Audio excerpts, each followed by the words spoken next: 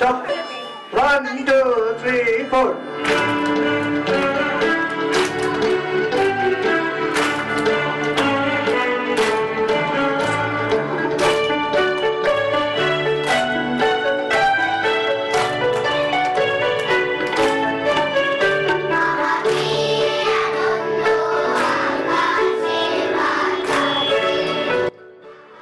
ললিতকলা স্থাপিত হয়েছিল আমার জন্মেরও 4 বছর আগে,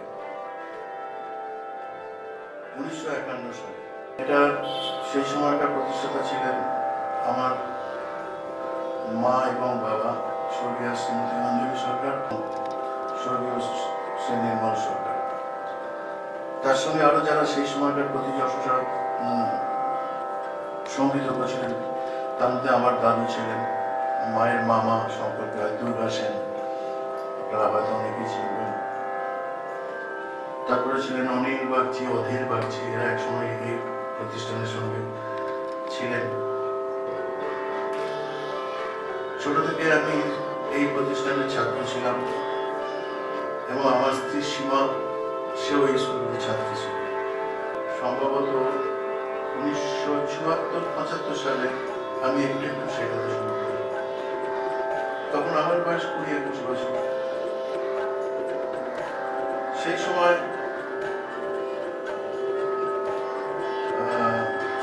স্টুডেন্ট সংখ্যা এত ছিল, আমার মনে আছে সেই সময় সেই স্কুলের বিল এখন আছে, ফিস স্ট্রাকচার ছিল 7 টাকা।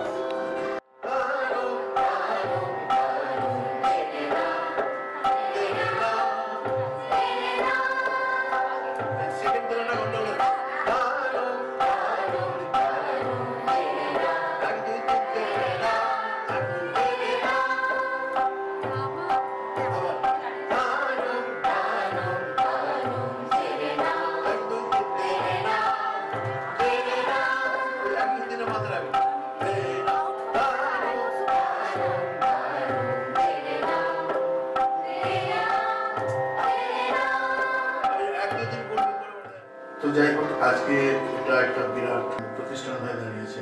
এখানে প্রায় সর্বসাকুল্যে 1300-1350 স্টুডেন্ট আছে। আগে প্রতি বছরই একবার করে হতো, কিন্তু যত স্টুডেন্ট সংখ্যা বাড়তে থাকছে তখন সবাইকে নিয়ে একসঙ্গে প্রতি বছরে করা খুব কষ্টকর ব্যাপার হয়ে যাচ্ছে। তো যাই হোক, এটা প্রায় 3-4 বছর বা বছর 5 বাদে আবার আমরা করছি। একসঙ্গে প্রায় 1200-1300 ছাত্রছাত্রী এখানে অংশগ্রহণ করবে। এটা শুধুমাত্র ছাত্রছাত্রীদের অনুষ্ঠান, এখানে শিক্ষক শিক্ষিকারা অনুষ্ঠান করেন না। আপনারা অনেকেই জানেন যেখান থেকে প্রচুর শিল্পী এই ইনস্টিটিউশনের হাত ধরে আজকে সারা পৃথিবীতে তারা তাদের সঙ্গীত পরিবেশন করছে।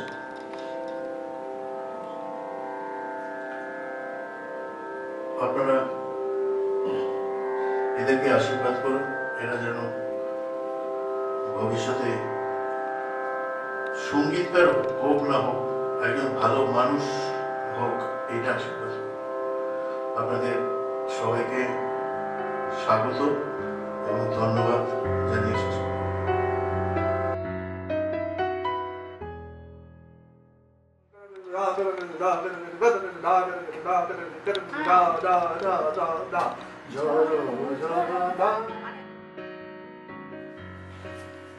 প্রচুর দিনের বাদে, প্রচুর বছর বাদে আমরা আবার একসঙ্গে হচ্ছি একটি বার্ষিক অনুষ্ঠান করার জন্য। ঠিক বার্ষিক বলা যায় না, কারণ আমরা 6 বছর বাদে একটি অনুষ্ঠান করার প্রচেষ্টা করছি। মূলত কারণ হচ্ছে যে এত ছাত্রছাত্রীদের নিয়ে সামলানো, এত ভাবনা চিন্তা করা ভীষণ মুশকিল। তাই জন্য আর একটা প্রোগ্রাম করতে গেলে প্রচুর রিহার্সালের দরকার হয়, 2-3 মাসের রিহার্সাল দরকার। তার আগে ভাবনা, তার আগে আমাদের পরিকল্পনা, প্রচুর কিছু লাগে। তো সেই করতে গিয়ে সেই সব পরিকল্পনা, সেই সব ভাবনা চিন্তা করবো করতে করতে আমাদের 6 বছর লেগে গেছে। এবার 6 বছর বাদে আমরা আবার একটা চেষ্টা করছি, জানি না কতদূর কি হবে, কিরকম দাঁড়াবে জিনিসটা। কারণ এত বাচ্চা কাচ্চা রয়েছে, একদম 3 বছর থেকে শুরু করে 60 বছর 70 বছর অবধি আমাদের ছাত্রছাত্রী রয়েছে। তো সবাই মিলে একটা প্রচেষ্টা, এটা তো কোনো প্রফেশনাল কোনো এই নয় পারফরমেন্স নয়, সব ছাত্রছাত্রীরা চেষ্টা করে। আশা করি দর্শকদের ভালো লাগবে।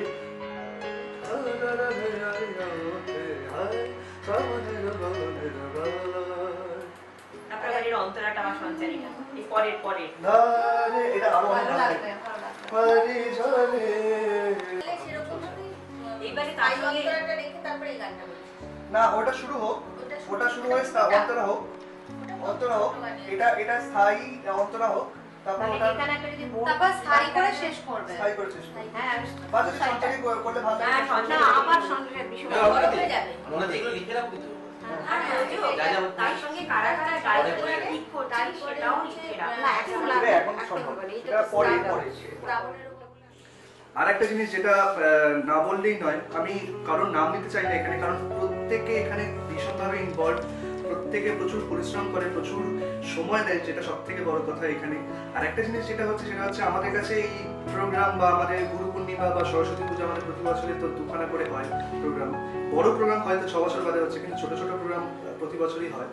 তো যেটা বলতে হয়, যেটা মানে যেটা বলা হচ্ছে সেটা হচ্ছে আমাদের সবার কাছে এটা দুর্গাপূজা টাইপের আর কি। মানে এই হই হই করে রিহার্সাল হচ্ছে, খাওয়া দাওয়া হচ্ছে, মস্তি হচ্ছে, সবাই একসঙ্গে ঘুমোচ্ছি, আবার কি হবে কি হবে, এইখানে ছোটা ওইখানে ছোটা। এটা মানে আমরা কাজের থেকেও আমরা বেশি এটাকে এনজয় করি, এটাকে ভীষণভাবে উপভোগ করি।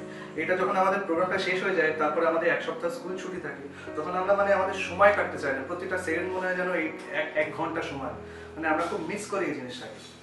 তো খুব আন্তরিক আমাদের চেষ্টা, আমাদের যতখানি আমাদের কাছে আমার ক্ষমতা, মানে আমাদের ক্ষমতা, আমার বাবা যতখানি আমাদের শেখাতে পেরেছে বা বুঝিয়েছে, সেই অনুযায়ী আমরা সেটাকে অ্যাপ্লাই করেছি। আমি জানি না বাচ্চারা কতখানি সেটা ডেলিভার করতে পারবে, কিন্তু অনেক চেষ্টা করেছি, অনেক বাচ্চারাও অনেক চেষ্টা করেছে। আর একটা জিনিস সেটা অবশ্যই বলা উচিত, সেটা ধন্যবাদ দেওয়া উচিত, যে সবার বাচ্চাদের কোঅপারেশন, বাচ্চাদের মা বাবার কোঅপারেশন, যে এতখানি পরিশ্রম, এতখানি এই রোদ্দুরের মধ্যে, কাঠফাটা রোদ্দুরের মধ্যে এখানে নিয়ে আসা, এইখানে নিচে ওয়েট করা, তারপর বাচ্চারা উপরে রিহার্সাল করছে 1-2 ঘন্টা, 3 ঘন্টা, 4 ঘন্টা, বারবার আসা, কোনোদিন কেউ অভিযোগ করে না সত্যি করে বলতে গেলে। তো এইগুলো আমি সত্যি সবাইকে থ্যাংক ইউ বলতে চাই। আর দর্শকদের আমি এইটুকুনি বলবো যে এটাকে কোনো প্রফেশনাল পারফরমেন্স হিসেবে দেখবেন না, এটা জাস্ট একটা বাচ্চাদের এখানে এনকারেজ করার জন্য একটা প্রোগ্রাম হচ্ছে। যতখানি ওরা করবে আমার মনে হয় ততখানি কি ওদের পক্ষে যথেষ্ট এটা। আর আশা করি আপনাদের ভালো লাগবে। Thank you.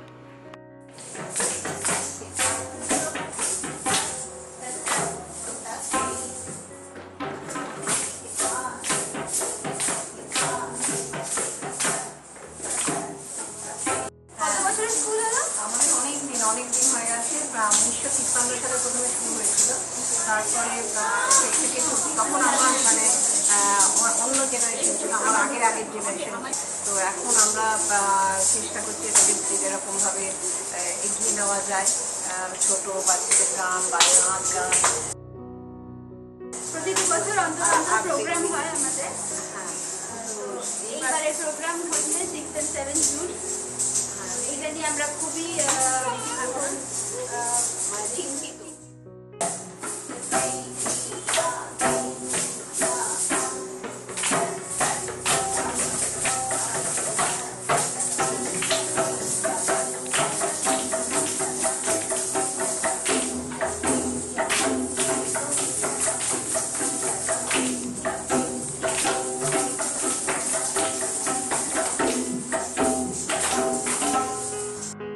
চালাচ্ছি স্কুলটা প্রায় 30-35 বছর হয়ে গেল।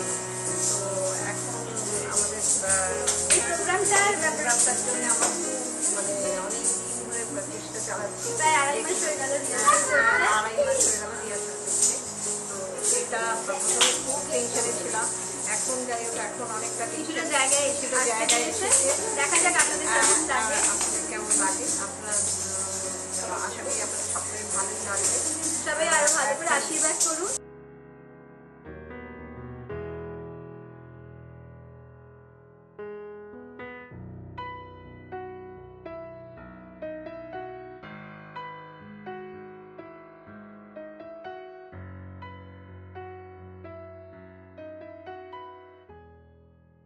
ললিতকলায় প্রায় দেখতে দেখতে 26 বছর 4 মাস হয়ে গেছে। আর বিশেষ একটা কথা আমার খুব মনে পড়ে, যে গুরুজির সম্বন্ধে বলতে গেলে আমার আমার একবার মনে আছে গুরুজি পুরীতে ঘুরতে গেছিলেন, সেদিন শনিবার দিন গুরুজি ফিরেছেন পুরী থেকে। তাই আমরা বলেছিলাম গুরুজি আজকে ছেড়ে দেন, আজকে আপনাকে খুব ক্লান্ত লাগছে। গুরুজি বললো, আমি তখন টনিদা বলে একজন ছিল, আমিও ছিলাম। গুরুজি বললো তোরা নিচে গিয়ে বস, তারপরে আমি আসছি। তাই এইরকম আমাদের গুরুজির মানে ত্যাগ।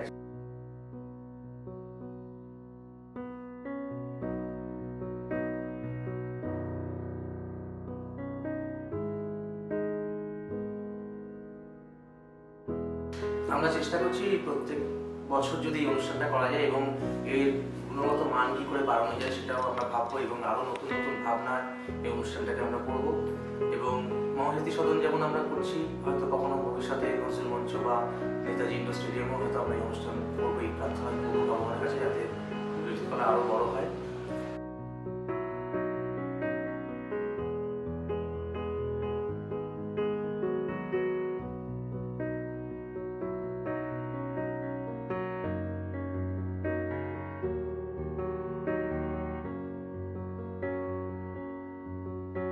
নমস্কার। ললিত কলার প্রোগ্রাম নিয়ে বলতে গেলে প্রথমেই বলতে হবে আমাদের এক্সাইটমেন্ট। আমরা এই প্রোগ্রাম নিয়ে খুব এক্সাইটেড। ললিত কলার আমরা যারা কোর মেম্বার আছি, তারা, টিচিং স্টাফ, মানে সকলে ভীষণভাবে আমরা এক্সাইটেড এই প্রোগ্রামটা নিয়ে। আশা করছি খুবই ভালো হবে আমাদের প্রোগ্রাম।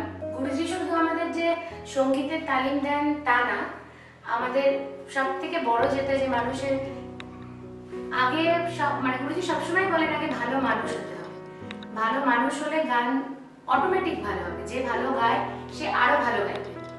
আর ললিত কলার সম্বন্ধে বলতে গেলে তো গুরুমার কথা বলতেই হয়, যে গুরুমা শুধু গুরুমাই নন আমাদের, এই ললিত কলার মা। উনি তো আমাদের যে কোনো রকম সমস্যা বা যে কোনো কিছুর দিক থেকে সমস্ত প্রবলেম সলভ করেই দেন।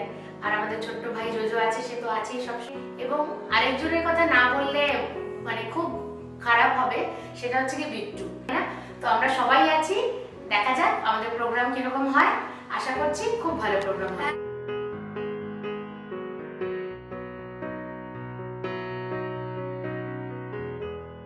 নমস্কার, আমি শ্রেয়া। আমার গুরুজি, গুরুমা, জোজো দাদা আর আপনাদের সবাইকে আমার প্রণাম। আজকে অনুষ্ঠানে থাকতে পারলাম না বলে খুব মনটা খারাপ লাগছে। আসলে এই সারেগামাপা লিটল চ্যাম্পসটা পিছিয়ে গেছে বলেই থাকতে পারলাম না। আমিও এখানে সম্পূর্ণ চেষ্টা করছি যাতে ভালো করে গান গাই, এবং আমি জানি সেটা আমি পারবো, কারণ আমি ললিত কলার ছাত্র। যতটুকু আজকে আমি গান গাইতে পেরেছি, যতটুকু করতে পেরেছি, শুধু গুরুজি আর জোজো দাদার জন্য। আমাকে কতজন জিজ্ঞেস করে যে শ্রেয়ান তুমি এত ভালো গান গাও কি করে। আমি শুধু বলি গুরুজির টাস্ক রেয়াজ করে। গুরুজির টাস্ক রেয়াজ করাই আমাদের একমাত্র কাজ, কারণ ওগুলো না করলে আমরা গান গাইতেই পারবো না। এখানে অনেক জুরি আছে, আমাকে জিজ্ঞেস করে তুমি কোথায় শেখো। আমি বলি আমি গুরুজি জয়ন্ত সরকারের কাছে শিখি। তো ওনারা বলে আমি চিনি। কি ভালো লাগে, নিজেকে কি ভাগ্যবান মনে হয়। জানো, কিছুদিন আগে আমি অরিজিৎ সিং এর একটা ডাবিং এর কাজে গেছিলাম। সেখানে অরিজিৎ আঙ্কেল বলল যে আমি কি দুর্ভাগ্য যে ওনার কাছে শিখতে পারিনি, কিন্তু আমার যাওয়ার কথা ছিল। যাই হোক, তোমরা আমাকে দেখছো তো সারেগামাপাতে, আর তোমরা খুব এনজয় করো আজকে, আর আমাকে অনেক অনেক ভোট দাও যাতে আমি খুব ভালো করে গান গেয়ে সারেগামাপা জিততে পারি। পরের মাসেই দেখা হচ্ছে। টাটা। নমস্কার, আমি সোনাক্ষী কর। আমার গুরু পরিবারের সকলকে জানাই আমার অনেক অনেক প্রণাম। 4 বছর বয়সে শুরু হয়েছিল আমার সঙ্গীত শিক্ষায় ললিত কলাতেই। প্রথম দিন মাইকে গাইব না বলে কেঁদে ফেলেছিলাম। গুরুজি বলেছিলেন এই মাইকই হবে একদিন তো সবচেয়ে বড় বন্ধু।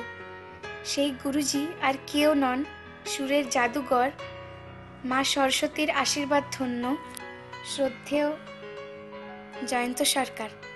শ্রদ্ধা ও ভক্তি নিয়ে ললিত কলায় প্রবেশ করলে সাক্ষাৎ ভগবানের দর্শন পাওয়া যায়।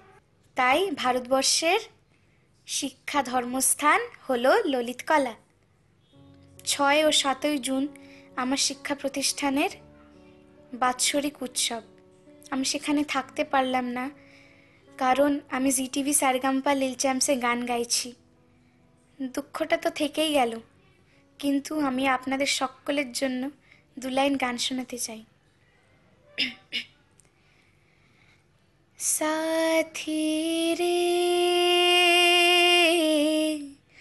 भूल न जाना मेरा प्यार साथी रे, भूल न जाना मेरा प्यार। প্রথমে গুরুজি আর গুরুমাকে আমার প্রণাম জানাই। 2008 থেকে আমি ললিত কলার একজন ছাত্রী। এক কথায় বলতে গেলে গুরুজির কাছে না আসলে হয়তো কোনোদিন আমি খেয়ালের মজাটা বুঝতেই পারতাম না। আবার শুধু খেয়াল না, গুরুজি অন্যান্য ধরনের যে কোনো ভালো গানের প্রতি আমাদের অনেক উৎসাহ দেয়। ইন্ডিয়ান আইডলে যাওয়াও গুরুজির জন্যই। আর শুধু যে গান শিখেছি এখানে এসে তা নয়, একজন ভালো মানুষ হবার জন্য অনেক কিছুই গুরুজির থেকে শেখার আছে। আর গুরুজির এত সুন্দর সহজভাবে সবাইকে এত ভালোভাবে বুঝিয়ে দেয় সবকিছু, একটা অন্যরকম মজা পাওয়া যায় শেখার মধ্যে। যেটা পারি না সেটা করার চেষ্টার মধ্যেও যতটা আনন্দ থাকতে পারে সেটা আমি এখানে এসেই জানতে পেরেছি। ভগবানের কাছে এটাই প্রার্থনা করি যে সবাই যেন আমাদের গুরুজির মতো একজন শিক্ষক পায়, আর আমিও অনেক অনেক দিন গুরুজির কাছে শিখতে পারি।